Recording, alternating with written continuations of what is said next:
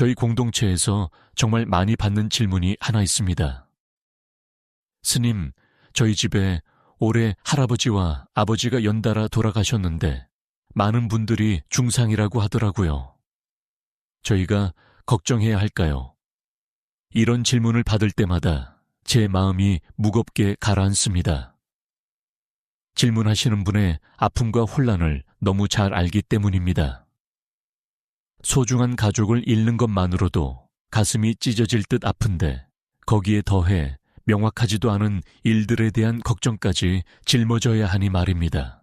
우리 전통 문화에서 중상이라는 말은 마치 유령처럼 슬픔에 잠긴 가족들을 괴롭힙니다. 집안에 여러 사람이 비슷한 시기에 세상을 떠나면 그것이 어떤 신비한 힘의 징조라고 말합니다. 앞으로 닥칠 불행을 예고하는 신호라고 하죠. 중신, 중기와 같은 존재들이 돌아가신 분의 영혼을 끌고 가서 살아있는 가족들까지 데려간다고 말합니다. 이런 소문들이 들불처럼 번져나가며 이미 고통받고 있는 사람들의 마음을 더욱 태워버립니다. 슬픔이 두려움이 되고 눈물이 비명이 되어버리죠. 가장 마음 아픈 일이 무엇인지 아십니까? 부모님, 조부모님을 정성껏 모셔야 할 자녀들과 손자들이 점쟁이의 말을 믿고 홀령 가두기를 하러 다니는 모습을 보는 것입니다. 가장 사랑하는 분들의 영정을 어둡고 외진 곳에 모셔두고 심지어 그런 곳을 임시지옥이라고 부르기까지 합니다. 그들이 그렇게 하는 것은 사랑하지 않아서가 아닙니다. 너무 사랑하고 더 이상 아무도 잃고 싶지 않아서입니다. 하지만 그들은 모릅니다. 바로 그 행동이 자신들이 표현하고자 했던 사랑과는 정반대라는 것을 말입니다. 부처님께서는 우리에게 가르쳐 주셨습니다. 이 세상에는 우연이라는 것이 없다고 말입니다. 일어나는 모든 일에는 원인과 결과가 있습니다. 삶과 죽음 기쁨과 슬픔 만남과 이별 모든 것이 변하지 않는 인과법칙 안에 있습니다. 어떤 신령도 어떤 초자연적인 힘도 사람이 만들어낸 업력 외에는 인간의 운명을 바꿀 수 없습니다. 가장 높은 신들조차 이 인과법칙을 바꿀 수 없는데 하물며 민간에서 말하는 중신이나 중귀가 어떻게 그럴 수 있겠습니까? 중상의 아픔을 겪고 있는 가족들을 보면서 많은 분들이 아직 깨닫지 못한 깊은 진실을 봅니다. 같은 가족 같은 혈족 안의 사람들은 전생부터 매우 깊은 업력의 연결고리를 가지고 있는 경우가 많습니다. 그들은 과거세에 함께 업을 짓고 함께 경험을 쌓았기 때문에 이번 생에서 같은 가족으로 태어나 비슷한 과보를 함께 경험하게 됩니다. 이것은 처벌이 아닙니다. 각자가 배우고 발전하고 해탈할 기회를 주는 우주의 완벽한 배치입니다. 제가 직접 목격한 이야기를 나누고 싶습니다. 어떤 가족이 1년 안에 할머니, 할아버지, 아버지 3분을 잃었습니다. 이웃들이 중상이라며 수군거리기 시작했고 온 가족이 극도로 불안해했습니다. 그들은 점쟁이를 찾아가고 온갖 제사를 지내고 심지어 돌아가신 분들의 영정을 멀리 모셔가려고까지 했습니다. 하지만 그 가족의 어머니는 깊은 신앙을 가진 불자였습니다. 그분은 이 모든 것을 거부하며 말씀하셨습니다.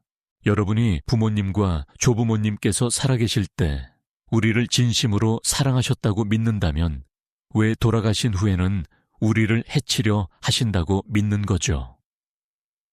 그 말씀이 제 마음에 한 줄기 빛처럼 스며들었습니다. 맞습니다. 부모님과 조부모님의 자녀와 손자들에 대한 사랑은 이 세상을 떠나신 후에도 변하지 않습니다. 가장 사랑하는 사람들을 해치려는 존재가 어떻게 될 수 있겠습니까? 그런 것들은 두려움과 불완전한 이해에서 나온 상상일 뿐입니다. 오늘 저는 여러분과 함께 이 주제를 더 깊이 탐구해 보고 싶습니다.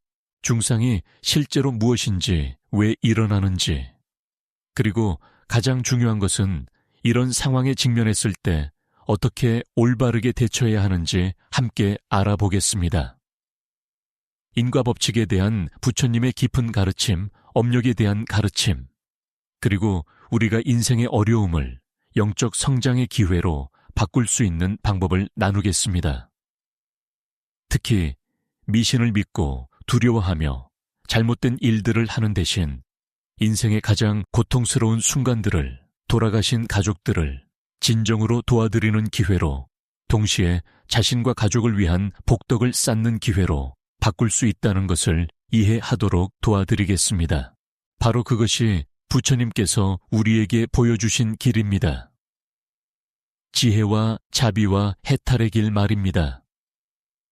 중상이라는 개념을 제대로 이해하려면 먼저 우리가 죽음을 어떻게 바라보는지부터 살펴봐야 합니다. 한국의 전통 문화에서 죽음은 언제나 두려움과 신비로움으로 둘러싸여 있었습니다.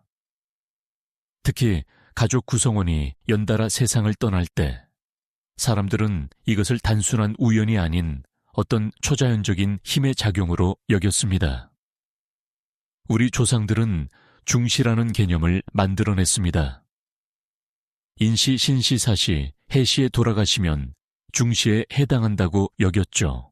이런 시간에 돌아가신 분들이 혼령의 세계에서 외롭다고 느끼고 가족들을 그리워하다가 결국 데려가려 한다는 믿음이었습니다. 하지만 이런 믿음은 근본적으로 죽음에 대한 두려움과 이해 부족에서 나온 것입니다. 사실 우리가 중상이라고 부르는 현상을 다른 각도에서 보면 매우 자연스럽고 합리적인 설명을 찾을 수 있습니다. 같은 환경에서 살아온 가족들은 비슷한 생활 습관, 유전적 요인, 스트레스 환경을 공유합니다. 할아버지가 돌아가신 스트레스로 인해 이미 약해진 아버지의 건강이 더욱 악화될 수 있습니다. 특히 한국의 가족 문화에서 큰 상을 당하면 장남이나 가장이 모든 책임을 짊어지게 되는데, 이런 극도의 스트레스와 과로가 건강에 치명적인 영향을 줄 수 있습니다. 또한 슬픔과 우울감도 면역 체계를 약화시킵니다. 사랑하는 사람을 잃은 슬픔은 단순한 감정이 아닙니다. 그것은 몸과 마음 전체에 영향을 미치는 강력한 스트레스입니다. 의학적으로도 배우자나 가까운 가족을 잃은 사람들이 1년 내에 사망할 확률이 높아진다는 연구 결과들이 많이 있습니다. 이를 상실 증후군이라고 부르기도 합니다. 하지만 불교적 관점에서 보면 이보다 훨씬 더 깊은 차원의 설명이 있습니다. 부처님께서는 모든 중생이 끝없는 윤회 속에서 서로 다양한 관계를 맺어왔다고 말씀하셨습니다. 어떤 경전에는 이런 이야기가 나옵니다. 부처님께서 제자들에게 말씀하시길, 윤회하는 과정에서 우리가 흘린 눈물은 바다의 물보다 많고 죽으며 쌓인 뼈는 산보다 높다고 하셨습니다. 이 말씀의 의미는 우리 모두가 이미 무수히 많은 생을 거치며 서로 만나고 헤어지기를 반복해 왔다는 것입니다. 지금 한 가족으로 태어난 사람들은 과거세에도 깊은 인연이 있었을 가능성이 높습니다. 그들은 함께 좋은 일도 하고 나쁜 일도 했을 수 있습니다.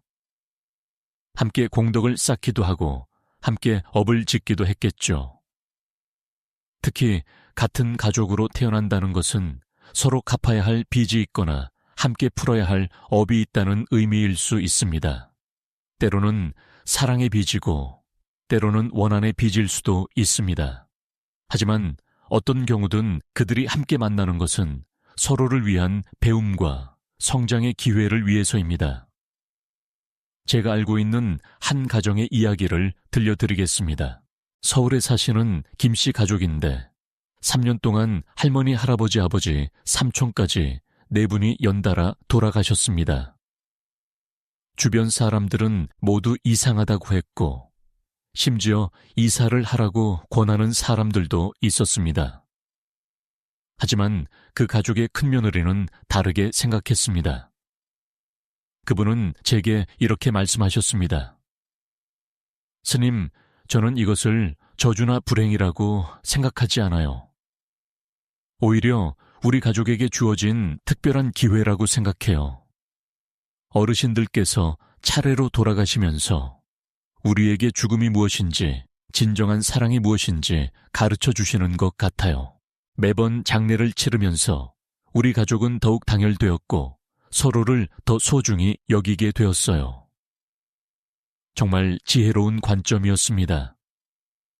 실제로 그 가족을 지켜보니 힘든 시간을 겪으면서도 가족 간의 사랑은 더욱 깊어졌고 불교에 대한 관심도 높아졌습니다. 어른들의 죽음을 통해 젊은 세대들이 인생의 무상함을 깨닫고 더욱 의미 있는 삶을 살려고 노력하게 되었죠. 이것이 바로 불교적 관점에서 보는 중상의 진정한 의미입니다. 그것은 저주가 아니라 깨달음의 기회입니다. 고통이 아니라 성장의 과정입니다. 두려워할 일이 아니라 감사해야 할 가르침입니다. 하지만 여기서 중요한 것은 이런 관점을 갖기 위해서는 올바른 이해와 강한 신념이 필요하다는 것입니다. 대부분의 사람들은 연달아 가족을 잃으면 절망하고 분노하고 두려워합니다. 그리고 그 두려움이 미신으로 이어지고 잘못된 행동으로 나타나게 됩니다. 가장 흔한 잘못된 반응이 바로 홀령 가두기입니다. 돌아가신 분의 영혼을 어딘가에 가두어서 집으로 돌아오지 못하게 한다는 생각입니다. 하지만 이것처럼 어리석고 잔인한 일이 또 있을까요? 평생을 자식들을 위해 헌신하신 부모님을, 손자들을 위해 사셨던 조부모님을 감옥에 가두는 것과 같습니다. 정말로 부모님과 조부모님께서 자신들의 사랑하는 가족들을 해치려 하실까요? 그분들의 사랑이 죽음과 함께 증오로 변한다고 생각하시나요? 그렇다면 우리가 알고 있던 그 사랑은 진정한 사랑이 아니었다는 말인가요? 부처님께서는 진정한 사랑은 영원하다고 말씀하셨습니다. 자비심은 생과 사를 넘나든다고 하셨습니다. 부모의 자식에 대한 사랑, 조부모의 손자에 대한 사랑은 이 세상에서 가장 순수하고 무조건적인 사랑 중 하나입니다. 그런 사랑이 죽음 때문에 갑자기 악의로 변한다는 것은 말이 되지 않습니다. 오히려 돌아가신 분들은 남겨진 가족들이 슬퍼하는 모습을 보며 더욱 안타까워 하실 것입니다. 자신들 때문에 사랑하는 사람들이 고통받는 것을 보며 마음 아파하실 것입니다. 그런데 그런 분들을 감옥에 가두다니요. 이보다 더 불효스러운 일이 어디 있겠습니까? 한국의 전통 효문화를 생각해 보세요. 부모님께서 돌아가시면 3년상을 치르며 정성을 다했습니다. 매일 성묘를 하고 제사를 지내며 부모님을 기억했습니다. 이 모든 것이 돌아가신 부모님께서 자식들과 함께 하시고 자식들을 지켜보신다고 믿었기 때문입니다. 그런데 언제부터 우리는 부모님을 두려워하게 된 걸까요? 이런 미신이 생겨난 배경을 이해해 봅시다. 오랜 세월 동안 사람들은 죽음을 이해하지 못했습니다. 의학도 발달하지 않았고 심리학도 없었습니다. 가족이 연달아 죽으면 그 원인을 알 수 없었죠. 그래서 초자연적인 설명을 만들어낸 것입니다. 보이지 않는 힘들이 작용한다고 믿는 것이 그나마 마음의 위안이 되었을 수도 있습니다. 하지만 지금은 다릅니다. 우리는 스트레스가 건강에 미치는 영향을 압니다. 유전적 요인의 중요성도 알고 있습니다. 슬픔이 면역체계에 미치는 영향도 이해하고 있습니다. 그리고 무엇보다 부처님의 가르침을 통해 인과법칙과 업력에 대해 배울 수 있습니다. 업력이라는 개념을 좀 더 자세히 살펴보겠습니다. 산스크리트어로 카르마라고 하는 업은 행위를 의미합니다. 하지만 단순한 행위가 아니라 의도를 가진 행위를 말합니다. 우리가 몸으로 하는 행위, 말로 하는 행위, 마음으로 하는 행위가 모두 업이 됩니다. 이 업은 씨앗과 같습니다. 좋은 업은 좋은 결과를 낳고 나쁜 업은 나쁜 결과를 낳습니다. 하지만 이 과정이 항상 즉각적이지는 않습니다. 때로는 이번 생에 결과가 나타나기도 하고 때로는 다음 생이나 그 다음 생에 나타나기도 합니다. 마치 어떤 식물은 빨리 자라고 어떤 식물은 천천히 자라는 것과 같습니다. 가족들이 비슷한 시기에 세상을 떠나는 것도 이런 업력으로 설명할 수 있습니다. 과거세에 함께 어떤 업을 지었기 때문에 이번 생에서 비슷한 과보를 받게 되는 것입니다. 이를 공업이라고 부릅니다. 함께한 공통된 업이라는 뜻입니다. 예를 들어 과거세에 한 가족이 함께 전쟁에 참여해서 많은 사람을 죽였다고 해봅시다. 그렇다면 이번 생에서 그들은 함께 짧은 생을 살게 될 수 있습니다. 또는 과거세에 함께 많은 생명을 구했다면 이번 생에서도 함께 장수할 수 있겠죠. 하지만 여기서 중요한 것은 업이 고정불변한 것이 아니라는 점입니다. 부처님께서는 업을 바꿀 수 있다고 말씀하셨습니다. 나쁜 업도 좋은 업을 통해 상쇄하거나 약화시킬 수 있고 좋은 업을 더 늘릴 수도 있습니다. 그래서 가족 중에 누군가가 세상을 떠났을 때 가장 중요한 것은 그분을 위해 좋은 업을 짓는 것입니다. 그리고 남은 가족들도 함께 좋은 업을 지어서 앞으로의 운명을 개선하는 것입니다. 불교에서 말하는 좋은 업이란 무엇일까요? 가장 기본적인 것은 삼보에 대한 공양입니다. 부처님 가르침 승가에 대한 공양과 공경입니다. 그리고 자비로운 마음으로 모든 중생을 돕는 것입니다. 구체적으로는 방생보시 지계 인욕 정진 선정지혜의 육바라미를 실천하는 것입니다. 제가 아는 한 가족의 실제 경험을 나누어 보겠습니다. 부산에 사시는 이 씨 가족은 6개월 사이에 할아버지와 아버지를 잃었습니다. 주변에서는 모두 중상이라며 걱정했지만 그 가족의 어머니는 다르게 행동했습니다. 그분은 매일 아침 일찍 일어나서 돌아가신 분들을 위해 천수경을 독송했습니다. 그리고 매달 절에 가서 공양미를 올리고 생명을 구하는 방생법회에 참여했습니다. 가족들과 함께 불우한 이웃을 도왔고 청소년 센터에서 자원봉사도 했습니다. 그런 생활을 1년간 계속했더니 놀라운 일들이 일어나기 시작했습니다. 먼저 큰아들이 좋은 직장을 구했고 둘째 아들이 결혼을 하게 되었습니다. 가족의 건강도 모두 좋아졌고 집안 분위기도 밝아졌습니다. 무엇보다 가족 모두가 불교에 대한 신심이 깊어져서 정기적으로 절에 다니며 수행하게 되었습니다. 이것이 바로 올바른 대처법입니다. 두려움 대신 신심을 미신 대신 지혜를 이기심 대신 자비심을 가지고 행동하는 것입니다. 하지만 여기서 한 가지 더 중요한 것이 있습니다. 바로 돌아가신 분들에 대한 올바른 이해입니다. 불교에서는 죽음을 끝이 아니라 새로운 시작으로 봅니다. 육신은 사라지지만 의식은 계속됩니다.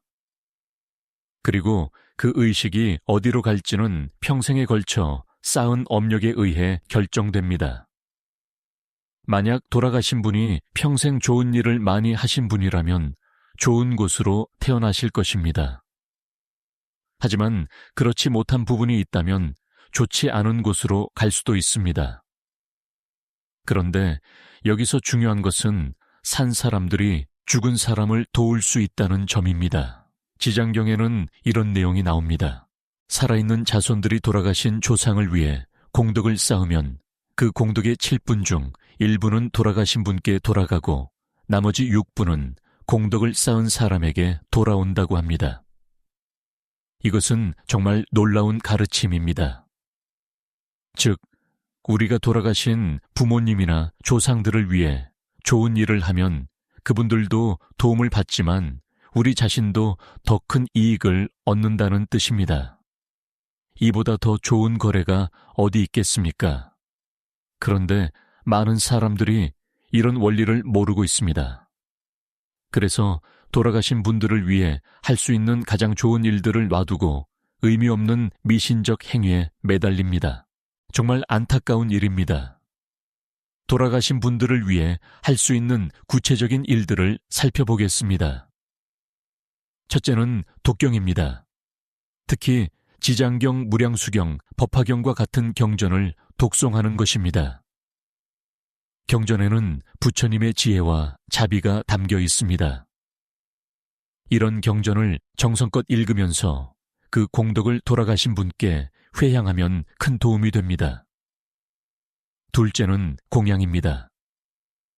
절에 가서 부처님께 꽃향 등 과일 등을 공양하고 그 공덕을 회향하는 것입니다. 또한 스님들께 음식을 공양하고 절에서 하는 법회에 참석하는 것도 좋습니다. 셋째는 보시입니다.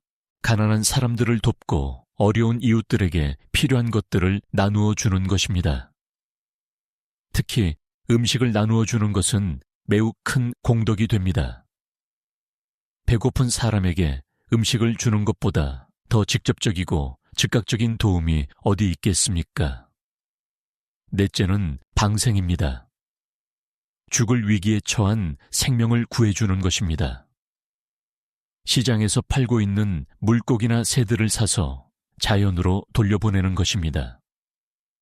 생명을 구하는 공덕은 매우 크기 때문에 돌아가신 분들께도 큰 도움이 됩니다. 다섯째는 사경입니다. 경전을 손으로 직접 베껴 쓰는 것입니다. 요즘은 인쇄술이 발달해서 사경의 의미가 줄어들었지만 여전히 큰 공덕이 됩니다. 한 글자 한 글자 정성껏 쓰면서 부처님의 가르침을 마음에 새기는 것은 매우 의미 있는 수행입니다. 여섯째는 참회입니다. 돌아가신 분이 살아계실 때 지었을 수 있는 죄업에 대해 대신 참회하는 것입니다. 또한 자신이 그분에게 잘못한 일이 있다면 진심으로 사과하는 것입니다. 참회는 업장을 소멸시키는 가장 강력한 방법 중 하나입니다. 이 모든 일들을 할 때 가장 중요한 것은 회향입니다.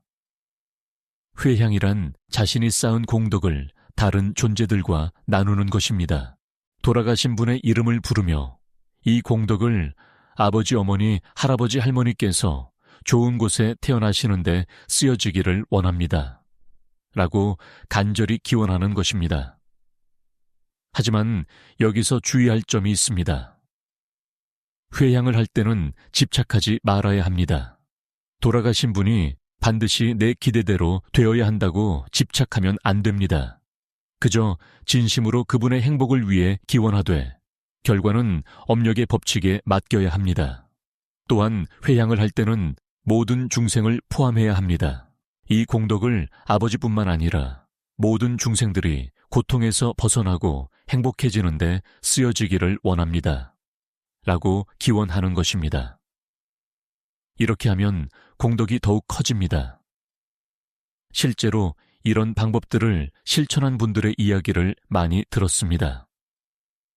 대구에 사시는 박씨 가족은 할머니가 돌아가신 후 매주 절에 가서 할머니를 위한 공덕을 쌓았습니다. 그런데 신기한 일이 일어났습니다. 가족들이 모두 같은 꿈을 꾸었는데 꿈에서 할머니께서 매우 밝고 행복한 모습으로 나타나서 고맙다고 말씀하셨다는 것입니다. 물론 꿈은 주관적인 경험이라서 모든 사람이 믿을 필요는 없습니다. 하지만 중요한 것은 그 가족들이 할머니를 위해 좋은 일을 하면서 자신들도 큰 변화를 경험했다는 점입니다. 가족 간의 사랑이 더욱 깊어졌고 불교에 대한 이해도 높아졌으며 삶에 대한 태도도 더욱 긍정적으로 변했습니다. 이것이 바로 올바른 회향의 결과입니다. 돌아가신 분도 도움을 받지만 살아있는 사람들도 더 큰 이익을 얻게 되는 것입니다. 그런데 여기서 한 가지 더 중요한 질문이 남아 있습니다. 그렇다면 중상은 정말 존재하지 않는 것일까요? 가족들이 연달아 세상을 떠나는 것을 어떻게 설명할 수 있을까요? 이에 대한 답을 찾기 위해 업력의 작용을 더 자세히 살펴봐야 합니다. 불교에서는 업을 여러 가지로 분류합니다. 개인적으로 짓는 업을 별업이라고 하고 여러 사람이 함께 짓는 업을 공업이라고 합니다. 가족이라는 것 자체가 이미 공업의 결과입니다. 우연히 한 가족으로 태어나는 것이 아니라 과거세의 인연과 업력에 의해 함께 모이게 되는 것입니다. 때로는 서로 도우며 함께 성장하기 위해서, 때로는 서로에게 빚을 갚기 위해서 만나게 됩니다. 특히 깊은 업력의 인연이 있는 경우에는 여러 생에 걸쳐 계속 만나게 됩니다. 때로는 부모와 자식으로, 때로는 형제자매로, 때로는 부부로 만나기도 합니다. 그리고 함께 어떤 경험을 하고 함께 배우고 성장합니다. 이런 관점에서 보면 가족들이 비슷한 시기에 세상을 떠나는 것도 이해할 수 있습니다. 과거세에 함께 어떤 업을 지었기 때문에 이번 생에서도 함께 비슷한 경험을 하게 되는 것입니다. 예를 들어 과거세의 한 마을의 지배층이었던 사람들이 백성들을 괴롭혔다고 해봅시다. 그들은 이번 생에서 한 가족으로 태어나서 함께 어려움을 겪게 될 수 있습니다. 또는 과거세에 함께 전쟁에 참여해서 많은 생명을 빼앗았다면 이번 생에서는 함께 짧은 생을 살게 될 수도 있습니다. 하지만 이것을 처벌이나 저주로 받아들여서는 안 됩니다. 오히려 과거의 잘못을 씻고 새로운 출발을 할 수 있는 기회로 받아들여야 합니다. 고통스러운 경험을 통해 과거의 업장을 소멸하고 더 나은 미래를 준비할 수 있게 되는 것입니다. 실제로 어려운 상황을 겪은 가족들 중에 많은 분들이 그 경험을 통해 더욱 성숙해지고 지혜로워지고 자비로워지는 것을 볼 수 있습니다. 고통이 그들을 파괴하는 것이 아니라 오히려 더 강하고 아름다운 존재로 만들어주는 것입니다. 이런 변화가 일어나려면 올바른 관점과 올바른 실천이 필요합니다.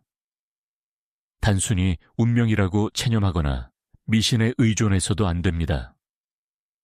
부처님의 가르침에 따라 지혜롭게 대처해야 합니다. 먼저 해야 할 일은 현실을 있는 그대로 받아들이는 것입니다. 돌아가신 분을 그리워하고 슬퍼하는 것은 자연스러운 감정입니다. 하지만 그 슬픔에 너무 오래 빠져 있어서는 안 됩니다. 슬픔 자체가 나쁜 것은 아니지만 지나친 슬픔은 남은 사람들의 건강을 해치고 돌아가신 분에게도 도움이 되지 않습니다. 부처님께서는 모든 것이 무상하다고 말씀하셨습니다. 만남이 있으면 헤어짐이 있고 태어남이 있으면 죽음이 있습니다. 이것은 피할 수 없는 자연의 법칙입니다. 이 법칙을 거부하거나 저항하는 대신 받아들이고 그 안에서 의미를 찾아야 합니다. 둘째로 해야 할 일은 돌아가신 분들에게 감사하는 것입니다. 그분들이 우리에게 준 사랑과 가르침, 그리고 마지막까지 보여준 무상함에 대한 깨달음에 감사해야 합니다. 죽음은 끝이 아니라 또 다른 형태의 가르침입니다. 살아있을 때는 말과 행동으로 가르쳐 주셨다면 죽음을 통해서는 인생의 진리를 가르쳐 주시는 것입니다. 셋째로 해야 할 일은 그분들의 유지를 이어받는 것입니다. 돌아가신 분들이 살아생전에 추구했던 좋은 가치들, 가족에 대한 사랑, 이웃에 대한 배려, 성실한 삶의 태도 등을 이어받아야 합니다. 이것이야말로 진정한 추모입니다. 넷째로 해야 할 일은 그분들을 위한 공덕을 쌓는 것입니다. 앞서 말씀드린 독경공양보시, 방생사경 참회 등의 실천을 통해 돌아가신 분들의 내생을 도와드려야 합니다. 마지막으로 해야 할 일은 남은 가족들과 더욱 사랑하며 살아가는 것입니다. 죽음은 우리에게 시간의 소중함을 가르쳐 줍니다. 언제 누가 떠날지 모르니까 지금 함께 있는 시간을 더욱 소중히 여겨야 합니다. 서로 용서하고 서로 사랑하고 서로 도우며 살아가야 합니다. 이런 5가지를 실천하다 보면 중상이라고 불리는 상황도 오히려 축복으로 바뀔 수 있습니다. 고통스러운 경험이 성장의 기회가 되고 슬픔이 지혜로 변하고 두려움이 용기로 바뀝니다. 제가 알고 있는 광주의 한 가족 이야기를 들려드리겠습니다. 정씨 가족은 2년 안에 할아버지, 할머니, 아버지 3분을 잃었습니다. 처음에는 온 가족이 절망에 빠졌습니다. 특히 어머니는 충격이 너무 커서 몇 달 동안 제대로 식사도 하지 못했습니다. 하지만 큰아들이 먼저 마음을 다잡기 시작했습니다. 절에 가서 스님과 상담을 하고 불교 서적을 읽으며 죽음과 업보에 대해 공부했습니다. 그리고 가족들을 설득해서 함께 돌아가신 분들을 위한 49제를 정성껏 지냈습니다. 49제를 지내는 동안 가족들은 매일 함께 경전을 읽고 함께 기도했습니다. 그리고 매주 절에 가서 공양을 올리고 어려운 이웃들을 도왔습니다. 처음에는 의무감으로 시작한 일이었지만 점점 진심이 담기기 시작했습니다. 49일이 끝날 무렵 놀라운 변화가 일어났습니다. 가족들의 마음이 평안해지기 시작한 것입니다. 슬픔이 완전히 사라진 것은 아니지만 그 슬픔이 더 이상 파괴적이지 않고 오히려 건설적인 에너지로 바뀐 것입니다. 어머니는 이렇게 말씀하셨습니다. 처음에는 하늘이 무너지는 것 같았어요. 왜 우리 가족만 이런 일을 당해야 하는지 원망스럽기도 했고요. 하지만 49제를 지내면서 깨달은 것이 있어요. 돌아가신 분들이 우리에게 정말 소중한 가르침을 남겨주셨다는 것을요. 그 가르침이 무엇이냐고 물었더니 이런 대답이 돌아왔습니다. 첫째는 시간의 소중함이에요. 언제 무슨 일이 일어날지 모르니까 지금 이 순간을 소중히 여기고 살아야 한다는 것을 배웠어요. 둘째는 가족의 소중함이에요. 평소에는 당연하게 여겼던 가족이 얼마나 소중한지 깨달았어요. 셋째는 나눔의 중요성이에요. 우리가 받은 사랑을 다른 사람들과 나누어야 한다는 것을 배웠어요. 정말 지혜로운 깨달음이었습니다. 그 가족은 그 이후로도 계속 봉사활동을 이어갔고 불교 공부도 깊이 있게 했습니다. 큰아들은 나중에 출가까지 했습니다. 고통스러운 경험이 오히려 영적 성장의 계기가 된 것입니다. 이처럼 올바른 관점과 올바른 실천이 있으면 어떤 어려운 상황도 극복할 수 있습니다. 중상이라는 미신에 빠져서 두려워하고 잘못된 행동을 하는 대신 부처님의 가르침에 따라 지혜롭게 대처하면 됩니다. 하지만 여전히 의문을 갖는 분들이 있을 것입니다. 그렇다면 정말로 초자연적인 현상은 전혀 없는 것일까요? 돌아가신 분들의 영혼이 이 세상에 영향을 미치는 일은 없는 것일까요? 이에 대한 부처님의 가르침을 살펴보겠습니다. 불교에서는 죽음 이후의 상태를 중금이라고 부릅니다. 죽음과 다음 생의 탄생 사이에 있는 상태입니다. 이 중음 상태에서 의식은 여전히 존재하지만 물질적인 몸은 없습니다. 중음에 있는 의식은 강한 업력에 의해 끌려가게 됩니다. 좋은 업이 많으면 좋은 곳으로, 나쁜 업이 많으면 나쁜 곳으로 향하게 됩니다. 하지만 이 과정에서 살아있는 가족들의 기도와 공덕이 영향을 줄 수 있습니다. 특히 죽음 후 49일 동안은 중음 상태가 지속되므로 이 기간 동안 가족들이 정성껏 공덕을 쌓으면 돌아가신 분에게 큰 도움이 됩니다. 이것은 미신이 아니라 불교의 정식 교리입니다. 그렇다면 중음에 있는 의식이 살아있는 가족들에게 영향을 줄 수 있을까요? 이론적으로는 가능합니다. 하지만 그 영향은 해로운 것이 아니라 도움이 되는 것입니다. 평생을 가족을 사랑했던 분들이 죽음 이후에 갑자기 악한 존재가 될 리는 없기 때문입니다. 오히려 중음에 있는 의식은 살아있는 가족들이 슬퍼하거나 잘못된 길로 가는 것을 안타까워합니다. 그래서 때로는 꿈에 나타나서 걱정하지 말라고 위로하거나 올바른 길을 가라고 조언하기도 합니다. 실제로 많은 분들이 이런 경험을 합니다. 돌아가신 부모님이나 조부모님이 꿈에 나타나서 걱정하지 마라, 잘 살아라, 형제끼리 사이좋게 지내라 같은 말씀을 하시는 것입니다. 이런 꿈들은 대부분 긍정적이고 건설적인 메시지를 담고 있습니다. 하지만 민간에서 말하는 것처럼 돌아가신 분들이 산 사람들을 해치거나 데려가려 한다는 것은 말이 되지 않습니다. 사랑하는 가족을 해치려는 부모나 조부모가 어디 있겠습니까? 만약 정말로 돌아가신 분과 관련된 이상한 일들이 일어난다면 그것은 살아있는 사람들의 정신적 스트레스나 죄책감 때문일 가능성이 높습니다. 극도의 슬픔과 스트레스는 환각이나 착각을 일으킬 수 있습니다. 또한 죄책감이 있는 경우에는 더욱 그런 현상이 심해집니다. 예를 들어 돌아가신 아버지께 효도를 제대로 못했다고 생각하는 자식은 아버지의 영혼이 자신을 원망한다고 느낄 수 있습니다.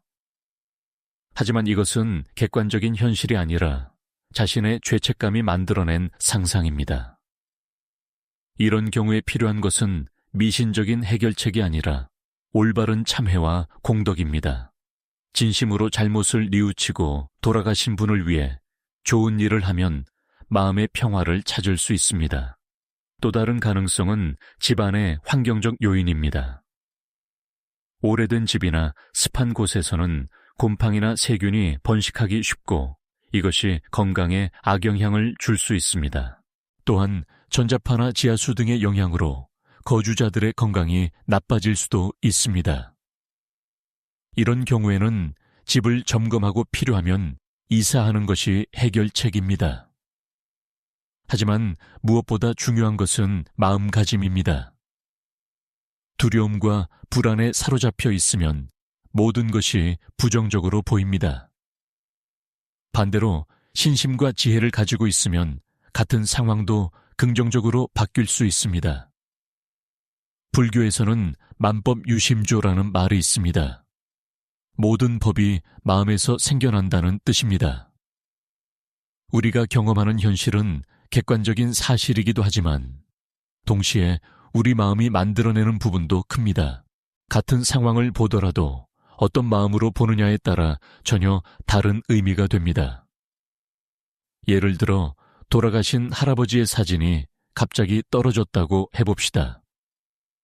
미신을 믿는 사람은 이것을 불길한 징조로 해석할 것입니다. 하지만 불교도는 이렇게 생각할 수 있습니다. 할아버지께서 우리가 너무 슬퍼하는 모습을 보시고 안타까워 하시는구나. 이제 그만 슬퍼하고 할아버지를 위해 좋은 일을 해야겠다. 같은 현상이지만 해석이 완전히 다릅니다. 첫 번째 해석은 두려움과 불안을 증가시키지만 두 번째 해석은 용기와 희망을 줍니다. 이것이 바로 부처님께서 가르쳐 주신 올바른 견해의 힘입니다. 올바른 견해를 가지면 모든 상황을 지혜롭게 해석할 수 있고 그에 따라 올바른 행동을 할 수 있습니다. 그렇다면 중상과 관련해서 올바른 견해는 무엇일까요? 첫째, 죽음은 자연스러운 현상이며 누구나 겪어야 하는 과정이라는 것입니다. 둘째, 가족들이 비슷한 시기에 세상을 떠나는 것은 과거 업력의 결과일 수 있다는 것입니다.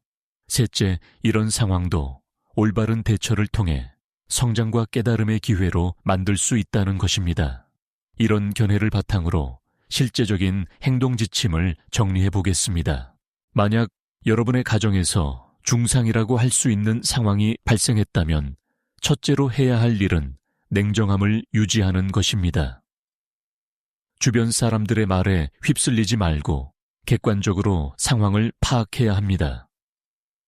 의학적으로 설명 가능한 원인들이 있는지 살펴보고 필요하다면 전문가의 도움을 받으세요. 둘째로, 미신적인 해결책에 의존하지 마세요. 점쟁이를 찾아가거나 구슬하는 것은 도움이 되지 않습니다. 오히려 더 많은 불안과 혼란만 가져올 뿐입니다. 돈도 많이 들고 정신적 스트레스도 가중됩니다. 셋째로, 돌아가신 분들을 위해 올바른 추성 공양을 해야 합니다. 절에 가서 스님과 상담하고 49제나 100일제 같은 의식을 정성껏 지내세요. 이때 중요한 것은 형식이 아니라 마음입니다. 진심으로 돌아가신 분들의 명복을 빌고 좋은 곳에 태어나기를 기원해야 합니다. 넷째로, 살아있는 가족들끼리 더욱 화목하게 지내야 합니다. 서로를 탓하거나 원망하지 말고 오히려 더욱 사랑하고 돌봐주세요. 어려운 시기일수록 가족의 결속이 중요합니다. 다섯째로, 이웃과 사회를 위해 선한 일을 많이 해야 합니다. 돌아가신 분들의 이름으로 자선 사업에 참여하거나 어려운 사람들을 도와주세요. 이런 공덕은 돌아가신 분들에게도 도움이 되고 살아있는 가족들에게도 좋은 결과를 가져옵니다. 여섯째로, 불교 공부를 깊이 있게 해야 합니다. 죽음과 업보윤회와 해탈에 대한 올바른 이해를 가져야 합니다. 이런 지식은 앞으로 비슷한 상황이 생겼을 때 흔들리지 않게 해줍니다. 일곱째로, 정기적인 수행을 해야 합니다. 매일 일정한 시간을 정해서 독경이나 연불 참선 등을 하세요. 이런 수행은 마음을 안정시키고 지혜를 기르는 데 도움이 됩니다. 이런 7가지를 실천하면 중상이라는 상황도 오히려 축복으로 바뀔 수 있습니다. 많은 가족들이 이런 경험을 통해 더욱 성숙해지고 불교에 대한 신심도 깊어집니다. 실제로 전라북도 전주에 사시는 최 씨 가족의 경우가 그랬습니다. 이 가족은 3년 동안 할머니, 할아버지, 아버지, 어머니까지 4분을 잃었습니다. 정말 상상하기 어려운 고통이었을 것입니다. 하지만 남은 형제들은 절망하지 않고 함께 힘을 모았습니다. 그들은 매달 절에 가서 돌아가신 분들을 위한 제를 지냈고 매주 양로원과 고아원을 방문해서 봉사활동을 했습니다. 또한 불교대학에 다니며 체계적으로 불교를 공부했습니다. 그런 생활을 5년간 지속한 결과 놀라운 변화가 일어났습니다. 형제들 모두 각자의 분야에서 성공을 거두었고 건강도 좋아졌습니다. 무엇보다 마음이 평화로워졌습니다. 그들은 이렇게 말합니다. 돌아가신 분들이 우리에게 가장 소중한 선물을 주셨어요. 바로 깨달음의 기회를 주신 거죠. 이처럼 올바른 관점과 올바른 실천이 있으면 어떤 어려움도 극복할 수 있습니다. 중요한 것은 외부의 환경이 아니라 내 마음의 상태입니다. 부처님께서는 모든 고통은 집착에서 나온다고 말씀하셨습니다. 우리가 사랑하는 사람들과 영원히 함께 있고 싶다는 집착 죽음을 받아들이지 못하는 집착, 현재 상황을 바꾸고 싶다는 집착이 고통을 만들어냅니다. 하지만 집착을 놓는다고 해서 사랑까지 포기하는 것은 아닙니다. 오히려 진정한 사랑은 집착을 넘어선 곳에 있습니다. 상대방의 행복을 진심으로 바라되 내 뜻대로 되기를 강요하지 않는 것입니다. 돌아가신 부모님이나 가족들에 대한 진정한 사랑도 마찬가지입니다. 그분들이 좋은 곳에 태어나기를 바라되 반드시 내가 원하는 방식으로 되어야 한다고 집착하지 않는 것입니다. 그분들의 업력을 존중하고 최선의 공덕을 쌓아서 도와드리되 결과는 인과법칙에 맡기는 것입니다. 이런 마음가짐을 가지면 중상에 대한 두려움도 자연스럽게 사라집니다. 두려움은 통제할 수 없는 것에 대한 불안에서 나옵니다. 하지만 우리가 할 수 있는 최선을 다하고 나머지는 맡긴다면 더 이상 두려워할 것이 없습니다. 또한 이런 경험을 통해 우리는 더욱 깊은 지혜를 얻을 수 있습니다. 삶의 무상함을 깨달아 매 순간을 소중히 여기게 되고 가족과 이웃에 대한 사랑이 더욱 깊어집니다. 물질적인 것보다 정신적인 것의 소중함을 알게 되고 진정으로 중요한 가치가 무엇인지 분별할 수 있게 됩니다. 특히 한국 사회에서는 이런 지혜가 더욱 필요합니다. 급속한 경제 발전 과정에서 우리는 많은 것을 얻었지만 동시에 잃은 것들도 많습니다. 가족 간의 유대가 약해지고 개인주의가 팽배해지고 정신적 가치보다 물질적 가치가 우선시되는 경우가 많습니다. 이런 상황에서 중상이라는 경험은 오히려 우리에게 소중한 것들을 다시 돌아보게 하는 계기가 될 수 있습니다. 가족의 소중함 시간에 유한함 사랑의 진정한 의미를 깨닫게 해줍니다. 실제로 많은 분들이 이런 경험을 통해 삶의 우선순위를 재정리하게 됩니다. 돈이나 명예보다는 가족과의 시간을 소중히 여기게 되고 경쟁보다는 협력을 소유보다는 나눔을 추구하게 됩니다. 이런 변화는 개인적인 차원을 넘어서 사회 전체에도 긍정적인 영향을 줍니다. 더 많은 사람들이 진정한 가치를 추구하게 되면 우리 사회도 더욱 따뜻하고 인간적인 곳이 될 수 있습니다. 부처님께서는 고통을 통해 지혜를 얻는다고 말씀하셨습니다. 아무런 어려움이 없다면 우리는 현재 상황에 안주하고 더 깊이 생각하려 하지 않을 것입니다. 하지만 큰 어려움을 겪으면 자연스럽게 인생의 근본적인 문제들에 대해 생각하게 됩니다. 왜 살아야 하는가? 죽음이란 무엇인가? 진정한 행복은 무엇인가? 같은 질문들을 하게 됩니다. 그리고 이런 질문들을 진지하게 탐구하다 보면 결국 부처님의 가르침에 도달하게 됩니다. 이런 점에서 보면 중상이라는 경험도 부처님께서 우리에게 주시는 깨달음의 기회라고 할 수 있습니다. 물론 고통스럽고 어려운 경험이지만 그것을 통해 우리는 더 큰 지혜와 자비심을 기를 수 있습니다. 중요한 것은 이런 기회를 놓치지 않는 것입니다.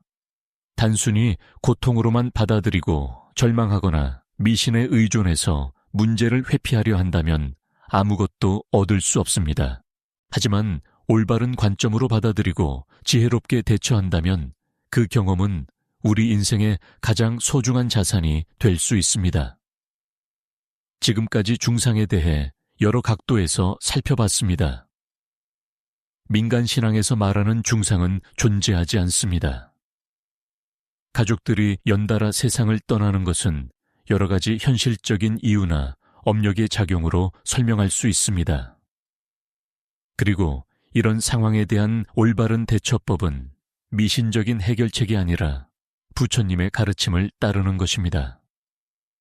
하지만 이론적인 이해만으로는 충분하지 않습니다. 실제로 그런 상황에 처했을 때 이론을 실천에 옮길 수 있는 용기와 지혜가 필요합니다. 이를 위해서는 평소에 꾸준한 수행과 공부가 필요합니다. 매일 조금씩이라도 경전을 읽고 부처님의 가르침을 마음에 새겨야 합니다. 그리고 일상생활에서 자비심을 실천하고 이웃을 도우며 살아야 합니다. 이런 준비가 되어 있을 때 어려운 상황이 닥쳐도 흔들리지 않고 지혜롭게 대처할 수 있습니다. 또한 혼자서 모든 것을 감당하려 하지 말고 신심이 깊은 도반들과 함께 해야 합니다. 같은 믿음을 가진 사람들끼리 서로 격려하고 도우면서 어려움을 극복해 나가야 합니다. 절의 스님들과도 자주 상담하고 올바른 지도를 받아야 합니다. 무엇보다 중요한 것은 부처님에 대한 깊은 신심입니다. 부처님께서는 이미 모든 고통을 극복하고 완전한 깨달음을 얻으신 분입니다. 그분의 가르침을 따르면 우리도 모든 어려움을 극복할 수 있습니다. 이런 확신이 있을 때 어떤 상황에서도 용기를 잃지 않을 수 있습니다. 마지막으로 이런 어려운 경험을 겪은 분들에게 당부하고 싶은 말이 있습니다. 여러분의 경험이 헛되지 않도록 다른 사람들에게도 도움이 되는 일에 활용하시기 바랍니다. 같은 어려움을 겪고 있는 다른 가족들이 있다면 여러분의 경험을 나누어 주세요. 미신에 빠져 헤매고 있는 사람들이 있다면 올바른 길을 알려주세요. 슬픔에 빠져 절망하고 있는 사람들이 있다면 희망을 전해주세요. 이렇게 다른 사람들을 도우면서 여러분 자신도 더 큰 성장을 하게 될 것입니다. 그리고 돌아가신 분들도 여러분이 그분들의 죽음을 헛되게 하지 않고 의미 있게 활용하는 모습을 보시며 기뻐하실 것입니다. 부처님께서는 자신의 경험을 통해 다른 중생을 돕는 것이 진정한 보살행위다 라고 말씀하셨습니다. 여러분도 여러분의 아픈 경험을 통해 진정한 보살이 되실 수 있습니다. 세상에는 아직도 중상을 두려워하며 잘못된 길로 빠져드는 사람들이 많습니다. 그들에게는 여러분과 같은 경험자의 증언이 가장 강력한 설득력을 가집니다. 이론보다는 실제 경험이 사람들의 마음을 더 깊이 움직일 수 있기 때문입니다. 그러므로 여러분의 고통이 결코 무의미하지 않습니다. 그 고통을 통해 얻은 지혜와 경험을 많은 사람들과 나누신다면 그것은 이 세상을 더 밝게 만드는 소중한 기여가 될 것입니다. 지금까지 긴 이야기를 들어주셔서 감사합니다. 중상에 대한 불안과 두려움을 가지고 계셨던 분들에게 이 말씀이 조금이나마 도움이 되었기를 바랍니다. 그리고 앞으로 비슷한 상황에 처하게 되는 분들에게도 이 내용이 올바른 길잡이가 되기를 간절히 기원합니다. 부처님의 가르침은 언제나 우리와 함께 있습니다. 어떤 어려운 상황에서도 그 가르침을 의지하고 실천한다면 우리는 모든 고통을 극복하고 진정한 평화를 얻을 수 있습니다. 중상을 두려워하지 마십시오. 대신 그것을 성장과 깨달음의 기회로 받아들이십시오. 돌아가신 분들을 원망하거나 두려워하지 마십시오. 대신 그분들에게 감사하고 그분들을 위해 좋은 일을 많이 하십시오. 미신에 의존하지 마십시오. 대신 부처님의 가르침을 따르십시오. 혼자서 모든 것을 감당하려 하지 마십시오.